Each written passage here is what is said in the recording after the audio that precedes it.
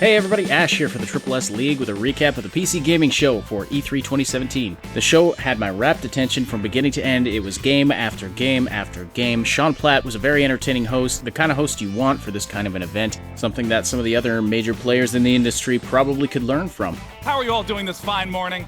Ah, yes. You're doing woo. Twitch chat, it's a pleasure to have you here. I know that you're currently being productive and constructive in chat right now. But with that out of the way, let's get on with the game announcements that we saw this year. Right off the bat, we saw a new XCOM 2 expansion called War of the Chosen, which promises a lot more than anything else we've seen before from the XCOM franchise. There are new enemies with new skill sets that actually learn and develop new abilities as you progress through the game. It is definitely unlike any other XCOM missions you've played. XCOM 2 War of the Chosen releases August 29th, 2017. Next came a reveal for a game called Ooblets, which kind of looks like Slime Rancher meets Pokemon. I'll be honest that I have no idea what's going on here. Then we saw trailers for BattleTech based on the classic tabletop game of the same name, Mountain Blade 2, Bannerlord, and Total War Warhammer 2, which also had its release date announced.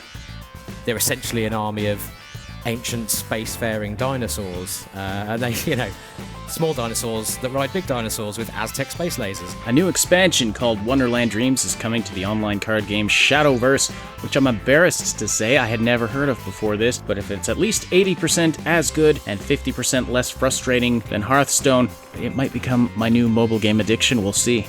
Intel's Doug Fisher made an appearance to talk about some of the latest tech that is being developed at Intel, and Sean Platt really seems to enjoy saying his name. It's Doug Fisher. Doug. Goodbye. I couldn't be more excited to tell you that we worked with Bungie and Activision to bring Destiny 2 to the PC. Yes. Following this, we saw a slew of new game announcements. There's Tunic. What is it with all these cute fox games? Something about foxes this year. Although it does very much look like a Zelda clone starring a fox, it actually does look like a lot of fun, so I'll be keeping my eye on this one. We saw Islands, spelled YLANDS. It's a sandbox game with some survival and exploration elements from the creators of Arma and DayZ. If you're curious about this one, the alpha version is available now at islands.com. Clay Entertainment, known for games like Don't Starve and Oxygen Not Included, unveiled their new sci-fi RPG Griftlands, which looks really neat.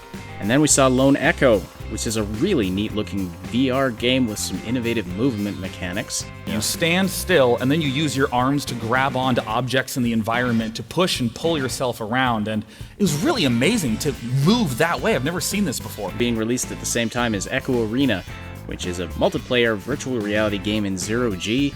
Not gonna lie, this looks like a crazy fun time. Then we saw gameplay footage from Lawbreakers, formerly known as Project Blue Streak, which just looks absolutely intensely awesome. I am literally under the map, saving myself from a grappling hook, whipping myself into the air, shooting at anyone below. People who have had a chance to play it are saying it's one of the fastest-paced combat games they've ever played. Boss Key Productions CEO Cliff Bleszinski introduced the game, and there were shots fired. A lot of developers and publishers, they do these kind of bullshit marketing betas where they're like, oh, it's our beta and the game's out next week. I'm like, that's not really the case. You're not going to be able to fix anything. The game is finally dropping on August 8th on PC and PlayStation 4. Oh, that's soon.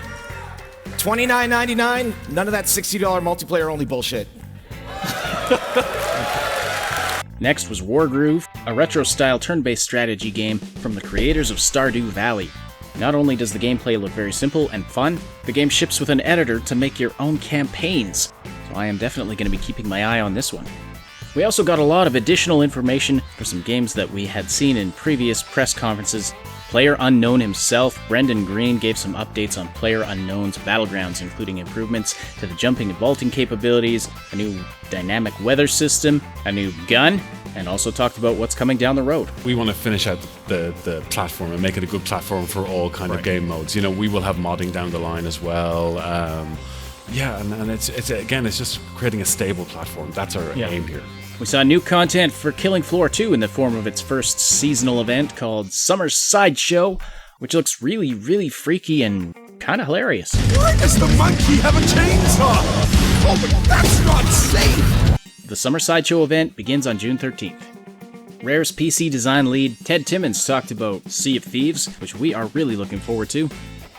And then we got tons more details about The Last Night, which we first saw in the Xbox press conference, but came away not having a clue what it was about. So it was good to have some of those holes filled in, and it's starting to look like a really fascinating game. And we got some more details on Shadow of War, and the story for this one looks really neat.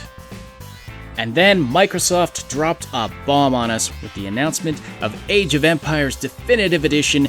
It is the classic, original Age of Empires, remastered, brought into 4K, and you can sign up to play the multiplayer beta right now at ageofempires.com. So that was the PC Gaming Show for 2017.